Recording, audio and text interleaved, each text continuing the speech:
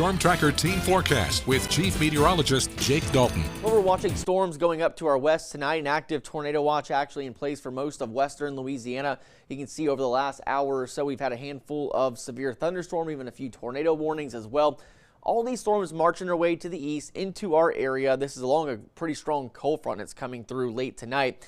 So we're going to have to watch that low-end severe weather threat. Now, the Storm Prediction Center has that threat basically from just to the west of Baton Rouge on westward into western Louisiana across the Atchafalaya River Basin as well. I think our area should be under that marginal risk at least. So I do think we'll have a chance for an isolated severe storm or two through the overnight hours. Here's 9 o'clock. That's when those storms should begin to move into our area, and they continue to march their way eastward. Could linger on through midnight, 1, 2 a.m. This is about midnight or so. You see a few storm cells here as the front continues to progress eastward. Should be out of the area, though, fairly quickly. So we're not going to be looking at a slow-moving line of storms. It will be moving in and out fairly quickly. By 2 a.m. to 3 a.m. at the latest, that's when those storms will exit all of our parishes here in South Louisiana and our counties in southwest Mississippi. And temperatures start to fall too. Tomorrow morning we're in the upper 40s, low 50s, and it's going to be windy too. So it will feel more like the low 40s through most of the morning, and even in the afternoon we'll have some wraparound clouds coming in behind that area of low pressure swinging on by to our east, and highs only in the low to mid 60s. So it will be a chilly day tomorrow, and will stay fairly chilly even into Thursday as well.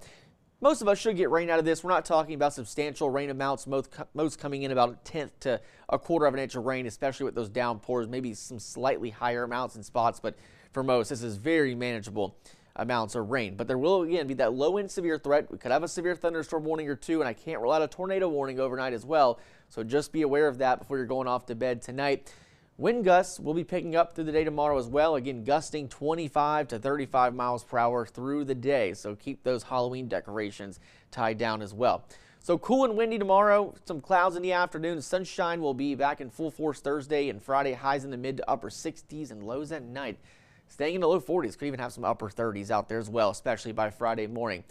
All right, there's a look at Melissa. Again, just a catastrophic storm. This is tied with the strongest landfalling hurricane on the Atlantic side of the basin in history, in recorded history. That ties it with Dorian back in 2019. Also, the 1935 Great Labor Day hurricane that struck the Florida Keys had winds of 185 miles per hour at landfall, gusts over 220 miles an hour.